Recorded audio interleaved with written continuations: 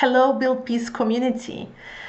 As we are meeting in the Surveillance Capitalism conference sub-theme, I want to start with quoting Shoshana Zuboff, the author of a seminal work, The Age of Surveillance Capitalism. Zuboff describes surveillance capitalism as a rogue mutation of capitalism marked by concentration of wealth, knowledge, and power unprecedented in human history. I want us to remember this as I try to reflect throughout this talk on technology as a potential way out of the crisis or the way towards more surveillance capitalism. We have to acknowledge that this year's Build Peace conference is happening in the midst of the pandemic crisis, and Shoshana is looking at this crisis through the metaphor of a stress test for our democracies. I will discuss today this stress test, especially with relation to new technologies. This stress test revealed in so many ways vulnerability of our societies, social and economic inequalities, racism, discrimination, poverty, disinformation and hate speech, institutional weaknesses, and general lack of trust in institutions. And this all brings unprecedented risks to peaceful, just and inclusive societies. Let me show you how. For example, at the beginning of the pandemic, security forces enforcing the lockdown in parts of Nigeria have killed more people than coronavirus itself. Activists across the world express concerns over excessive use of force around police lockdowns and curfews, as well as growing manifestations of authoritarianism. Including limitations to media, civic space, and free expression. Let's look at the United States, where Americans, while grappling with the rapidly spreading coronavirus, purchased more guns in the first pandemic month than at any other point since the FBI began collecting data over 20 years ago. Xenophobia is on the rise globally, not only in non-democratic regimes, but in democracies as well. In Australia, a quarter of human rights complaints were related to COVID-19. Stigma and hate speech are on the rise, and misinformation is running out of control. In all of this, technology somehow got at the very front of the pandemic debate, from how technology is going to save us or how technology is creating dystopian future. There are some good things on the horizon. For example, robots for delivery of food or medicine or disinfection, 3D printing of parts for ventilators, or artificial intelligence used for drug discovery. Or just a couple of days ago, MIT researchers announced that their AI model can identify asymptomatic COVID-19 carriers just by the sound of someone's cough. Social media platforms provided a way for all of us to stay connected with each other and even working while in isolation. And daily video calls doubled in March, reaching the levels normally only witnessed during the New Year's Eve. At the same time, Zoom and different similar platforms have enabled many of us to continue our work while protecting personal and public health. And without any doubt, those are all positive applications. But at the same time, there are also a number of concerning uses of tech. Let's look at one example closely related to the topic of surveillance capitalism, and this is numerous apps that many countries and private companies started developing at the beginning of this crisis. At some point, everybody started talking about some kind of app that would inform people if they can go out, or tell those who are infected and those who were in contact with them not to go out. And not only apps, patrol robots and drones, CCTV cameras equipped with facial recognition systems, big data analytics for contact tracing. These things may be tools for protection, but they're also instruments of fear and more control. And what we need to realize is once something is out there, it's very hard to roll it back. And both companies and authoritarian governments are well aware of this and using this in their benefit. When we look back at the surveillance capitalism, we see that it actually originated in another crisis of 9/11 terrorist attacks and the following fight against terrorism, powered by, among other things, information provided by tech companies. If the government supported mass digital surveillance to power their anti-terror programs, we need to be extremely cautious about similar practices being introduced through the door of this pandemic crisis. In the context of this crisis, surveillance capitalism can exploit this crisis to expand its influence and power. Having this in mind, what we at AI for Peace did at the beginning of the pandemic was to make sure that technology utilization is rooted in community needs. Following this goal, we started the AI Policy Pandemic Challenge with an idea to help policymakers understand the social and economic impacts on world's most vulnerable populations. And make better evidence-based and data-driven decisions in this pandemic. Using technology in crisis is not something new. Even on a policy level, data-driven policies are not something new. And for decades, we are trying to get this field closer to evidence-based policymaking. But what is new in this specific moment? This is the amount of data we are having, collecting, storing, even the processing power of computers, and our capability to collect data in real time. This is something new.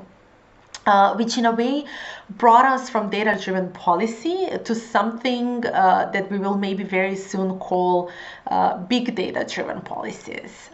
There is a big opportunity to use this data, but with this comes big responsibility. And this is what AI for Peace is specifically engaged in bringing this ethical perspective and asking sometimes very difficult questions of fairness and accountability, security, privacy. We are asking these ethical questions and bringing human-centered approach and human rights approach and bringing human in the loop while doing AI projects.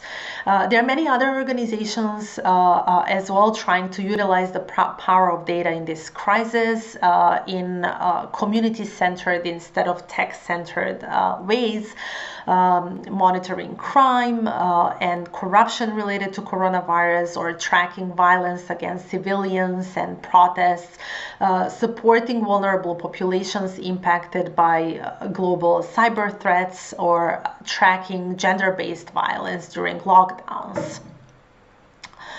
While, as I said, there are many positive applications of technologies, we must be careful not to be pulled into not only techno-solutionism, but more digital surveillance or surveillance capitalism.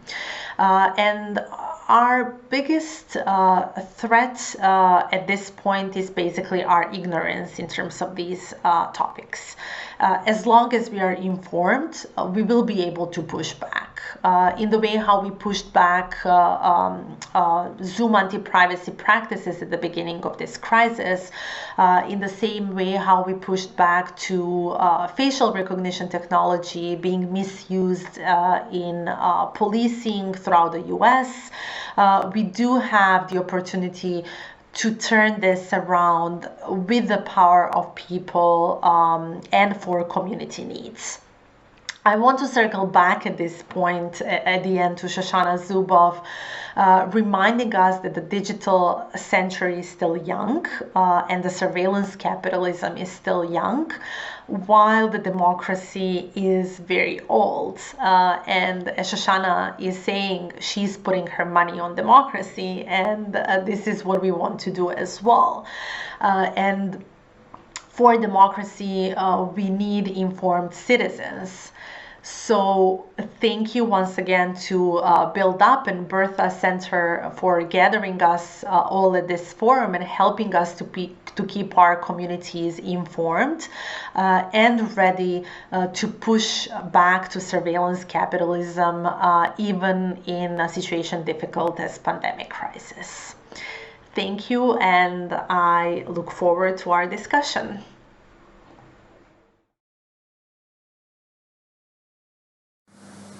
Good morning, good afternoon, good evening, wherever you are, and welcome, and thanks for joining in today. I hope you're all doing well in this turbulent and crazy time. I certainly would have never imagined taking a video for a conference from my bedroom, but here we are. Hi everyone, my name is Bona Ibrahim. I'm a researcher in the University of Oxford. And today I want to talk through digital accelerators. All fancy terms, yeah? So I want to dive into what digital accelerators are, and I want to bring up one case study. And then I'll finally point out the limitations that currently exist in exploring this methodology, and how we can prevent that. Now, to start with, before I dive into that, let's define an accelerator, because that's a word that we've been hearing a lot lately. So I just wanted to dive into what an accelerator means. And actually, it's not a new term. An accelerator was defined by the United Nations Development Program almost a decade ago. And it was basically a method for us to connect the SDGs. An accelerator was defined as an intervention, service, or policy that can address multiple SDGs simultaneously. So it's almost like a knock-on effect. So this was initially launched at almost the same time as the SDGs. And the whole reason the Sustainable Development Goals were launched, as many of you know, was to show that there is connectedness in international development. So they aim to shift interventions and services and policies to a more human-centered approach, to a more holistic one. So by ending poverty, for example, you don't just end poverty, you also improve education, improve strong communities, and ripple across all 17 SDGs. So that's what an accelerator was defined as originally. Now, decades later, it was adopted by several institutions. Its meaning changed slightly from intervention to a verb. So we're accelerating the SDGs. So there's been some slight shifts in what the word means. Now, I work as a part of a team funded by the UK government, specifically the UKRI GCRF. Now, this team is called the Accelerate Hub, and you might have heard about it because we have a huge South African base. Now, what I wanted to basically emphasize is that this entire team exists to test accelerators, to identify them, and describe them across Africa, using the original definition set by the UNDP. And actually, this team was developed with collaboration with the UNDP. So they would be testing, for example, whether cash transfers improve multiple SDGs across Africa, whether nutritional programs have that ripple effect on people's well-being. But they kind of took it a step even further to explore the combination of accelerators. So for example, if we combine cash transfers with parental support, how does that affect the result? And this was basically a new focus, a new dimension of accelerators that was brought on because we wanted to discover the most cost-effective way of approaching policy in Africa. As we all know, the governments don't have quite a strong resource base to work with, so it kind of works better if their funds are directed to something that affects multiple outcomes at the same time. Now, that being said, I'm going to narrow it down to a case study. A few years ago, Parenting for Lifelong Health was launched across multiple countries in Africa, including South Africa, including South Sudan, and a couple of Eastern and Southern African countries.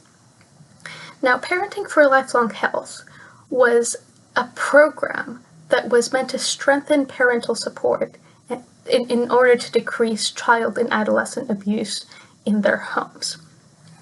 What this means is that parents would receive some sort of training, and as a result, that training was tested, but their skills were tested, and the rates of abuse, the rates of school adhesion, the rates of mental health illnesses were measured in their children.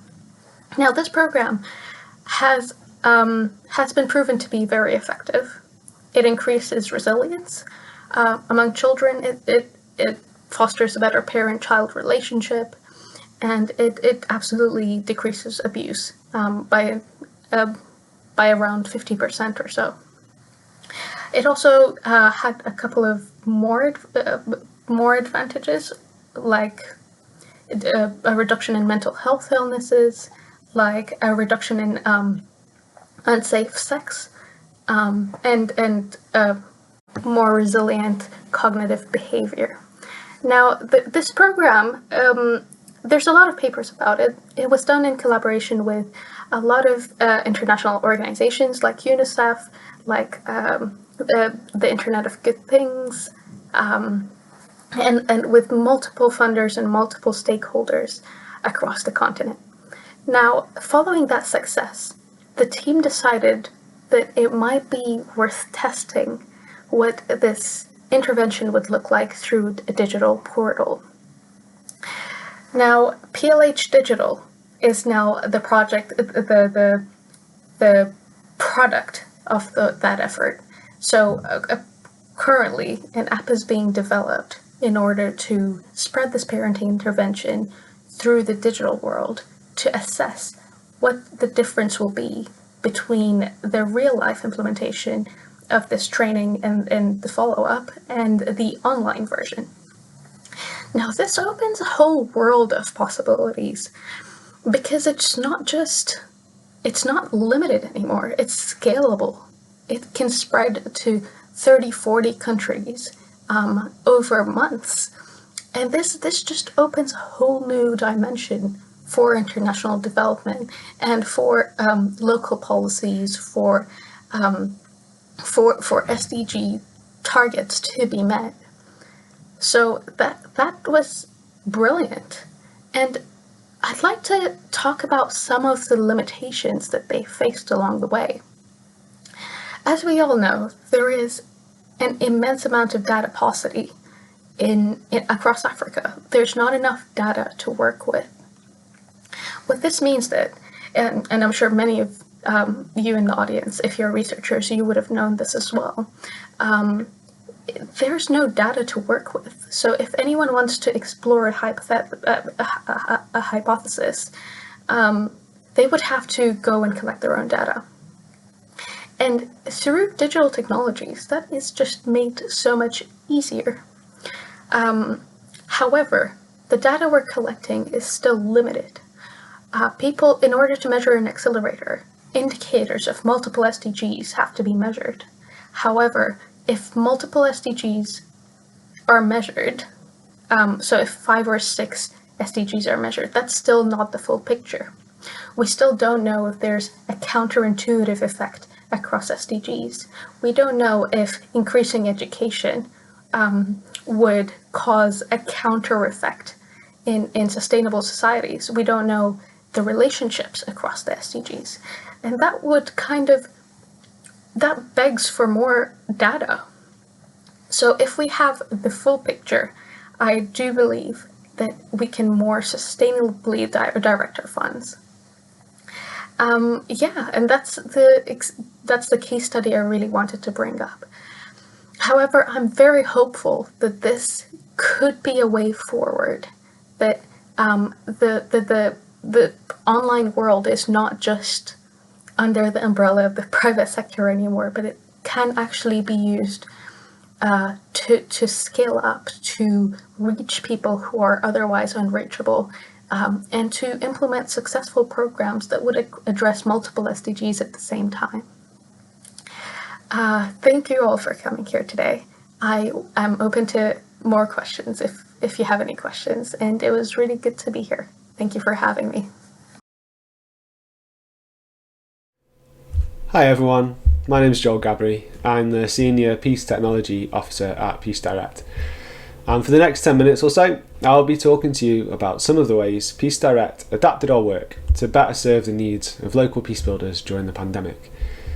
If you don't already know Peace Direct, we're a non-profit based in the UK and US with a mission to support locally led peace building, both through providing direct support and partnership with civil society organisations and by advocating for a wider systemic change that directs more power and resources to local peace builders. Now, I'm sure as everybody watching this Peace Direct was blindsided by the onset of the pandemic in the spring. And after we've got over the initial shock and found new ways to do our work, our attention turned to what the pandemic meant for our work supporting and promoting civil society peace building. We were keen to understand how COVID was impacting both our partners and wider civil society. What challenges were they facing? How was their work changing? And what should Peace Direct be doing to support them at this time? For a number of years, Peace Direct has been developing expertise in holding online consultations, where we bring together people in an online space to discuss issues that are affecting them. And what better time to draw on this experience than when online is the only way people can gather. So in early April, we joined up with Humanity United and Conducive Spaces for Peace to convene an online discussion with more than 270 peace builders from over 60 countries around the world, who over the course of a couple of days shared how the pandemic was impacting both their contexts and their peace building activities. To hold these discussions, we used a tool that we've been developing at Peace Direct over the past few years, called Platform for Dialogue. Platform for Dialogue enables what are essentially online text-based conferences, where because everything is online, participants can be based anywhere in the world. And because these discussions are text-based, there's no need for people to be online at the same time. People can jump in and out of the discussions throughout the day, fitting in participation at times that suit them. It means that peace builders from Bolivia, Botswana and Bhutan can all be part of the same global conversation. Our goal here is to facilitate discussions with a diverse range of perspectives and open up new opportunities for sharing and collaboration. Now, there are many tools out there that let you host discussions like this online. So why did we invest the time and effort to build another? Well, we wanted to make sure that we had something that aligned with the values we have at Peace Direct. Something that met the particular needs we have given the sensitivity of the conversations that are held through the platform. And something that gave us the flexibility to think creatively about what's possible. So we can be sure that, for example, none of the data on participants or discussions will be shared with a third party or sold on. Where appropriate, we've been able to allow for truly anonymous participation, where no logs are kept of who made a particular comment. And we've made it possible to have real-time translation of discussions to enable multilingual conversations to take place. All of which wouldn't necessarily have been possible if we'd relied on a commercial platform that was more interested in profit making than social change. So what did we find out through the consultation held in April?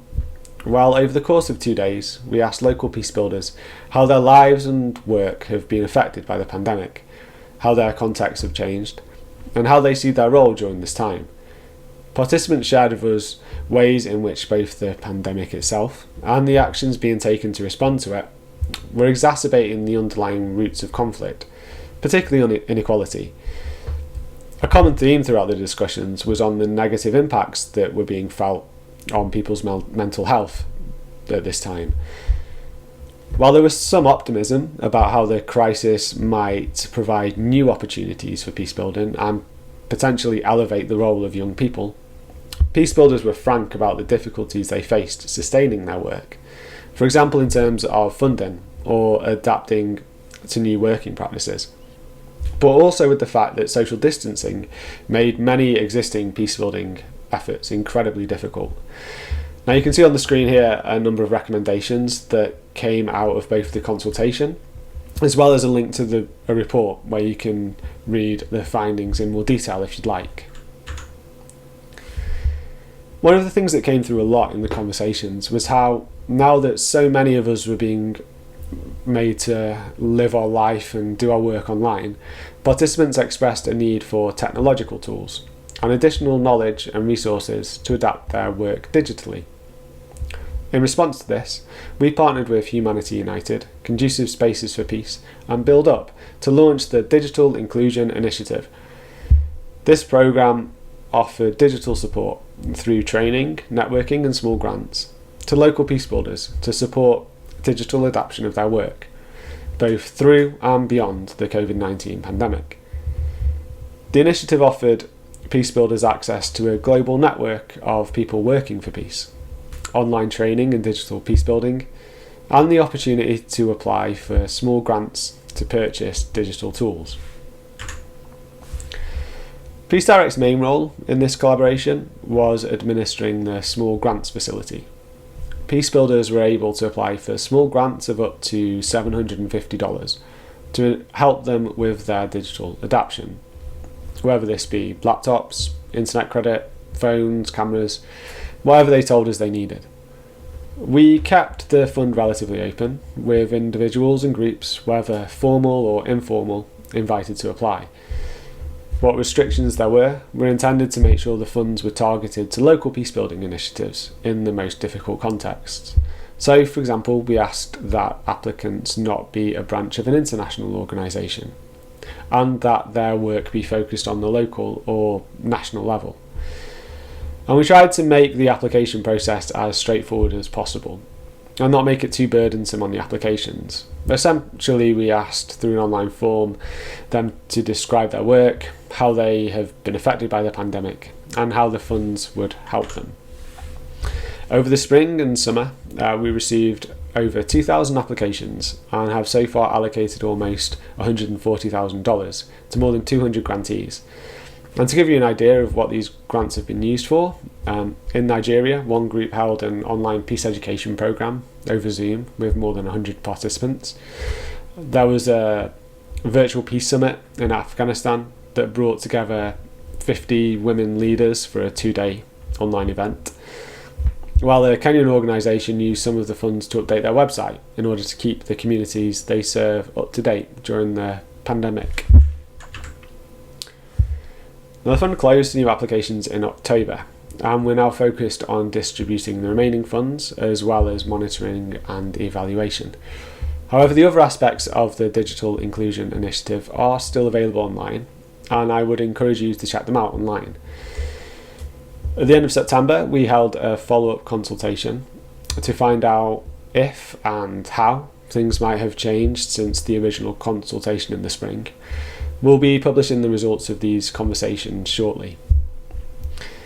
So what did we learn from this project? Well, given how unpredictable the world has felt over this year, being willing and able to move quickly and respond to changing events has been incredibly important. And at Peace Direct, we were able to do this by leaning into work that we've already been doing. So the online consultations, which we've been doing for a number of years, but also the system for managing grant applications, for example, was adapted from a previous piece of work. But moving quickly is not without consequences. And while we got everything up and running quickly over a couple of weeks, it meant that in some ways the systems and processes to support that work weren't in place or weren't really fit for purpose, which led to problems and unnecessary work later on. However, in the end though, even knowing what we know now, we feel it was an important thing to support and help peace builders in this way and at this time.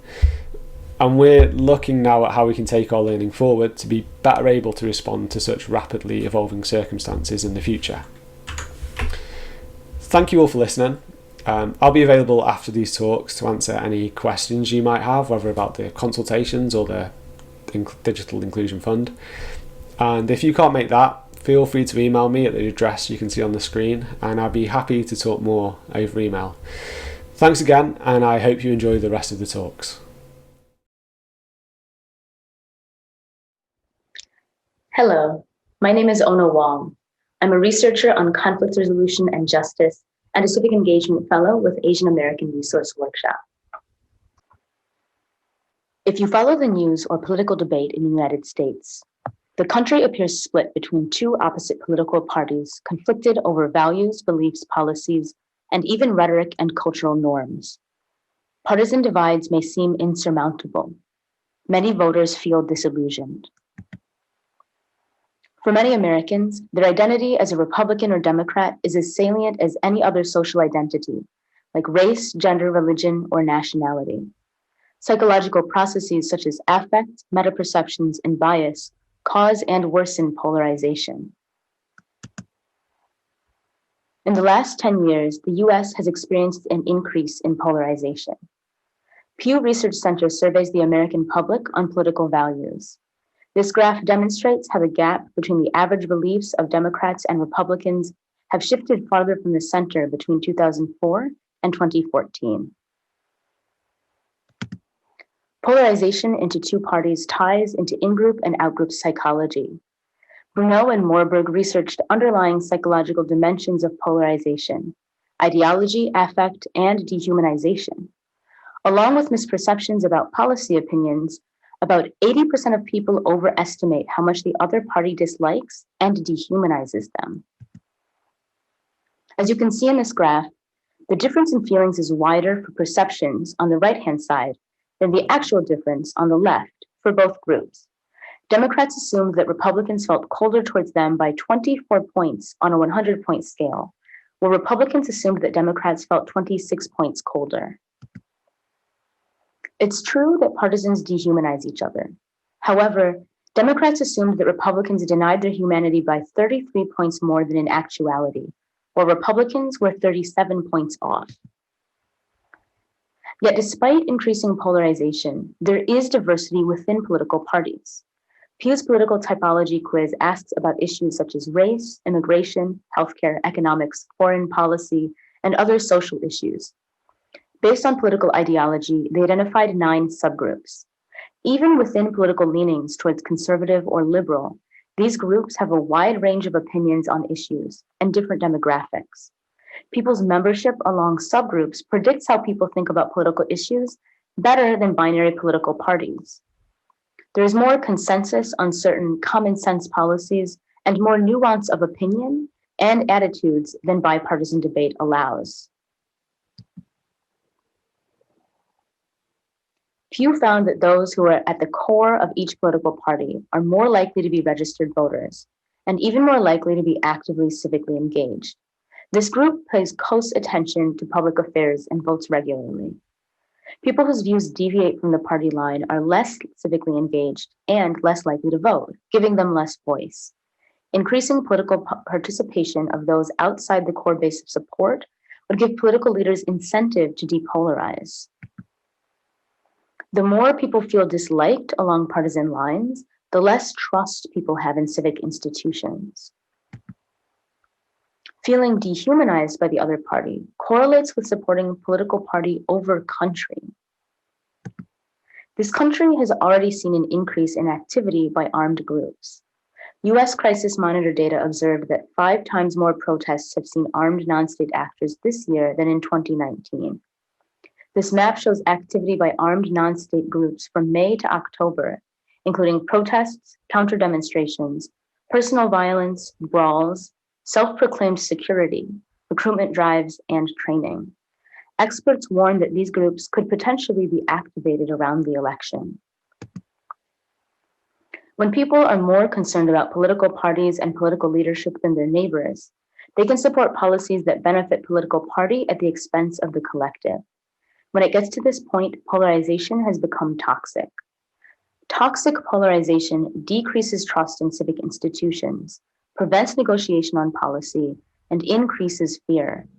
This can lead to political violence and voter suppression. Breakdowns in the democratic process leave our most vulnerable populations at risk for political disenfranchisement and violence.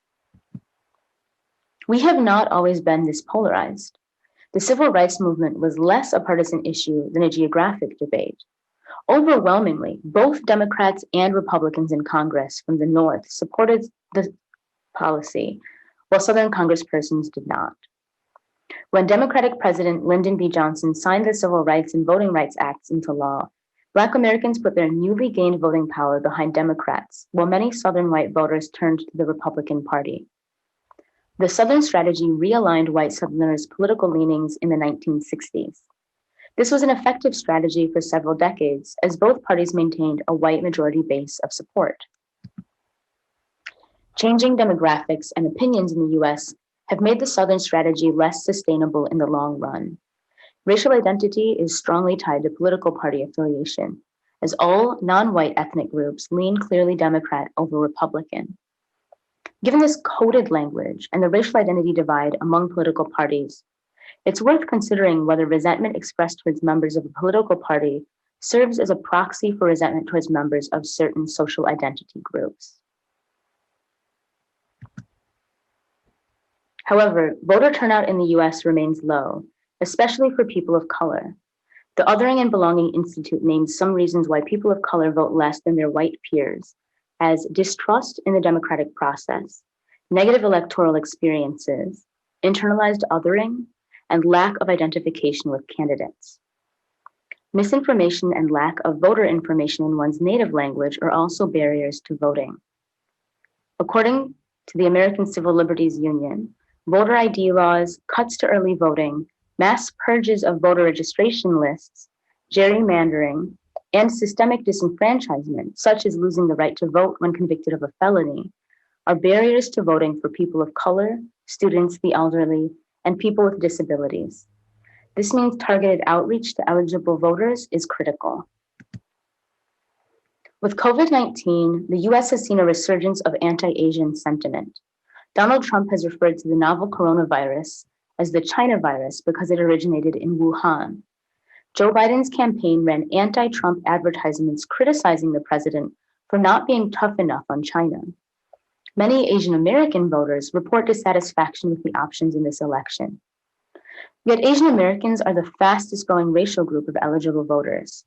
According to API Vote's 2020 survey, 54% of registered Asian American voters said that they are more enthusiastic about voting in this election than usual. Increased politicization of Asian American voters means opportunities for deeper civic engagement. Civic engagement isn't just voting.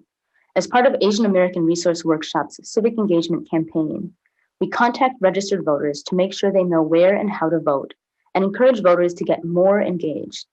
Helping someone transform from a voter to a super voter means encouraging them to lead on issues that are important to them.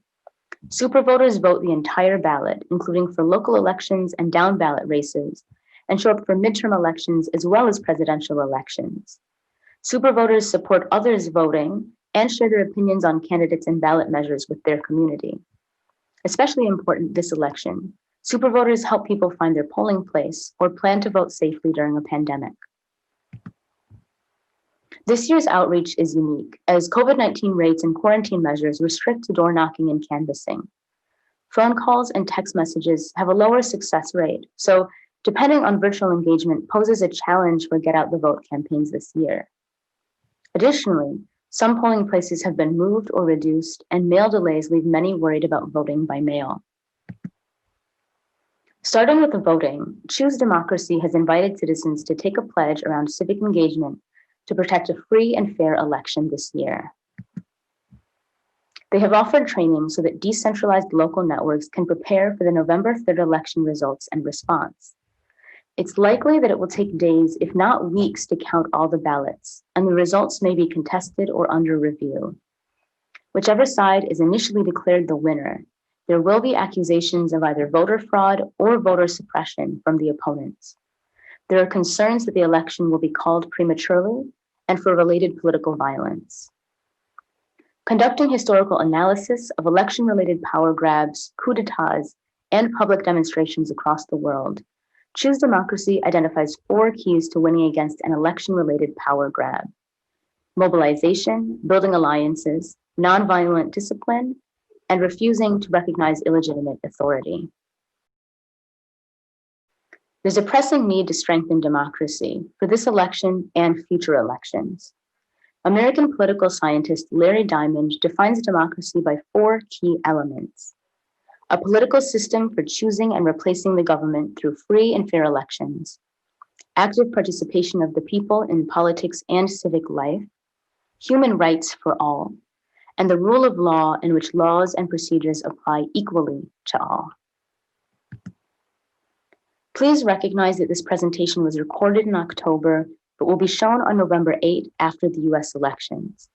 I hope that this presentation offered some historical, psychological, sociological, and cultural context to the contemporary political identity polarization in the United States. Thank you for joining me.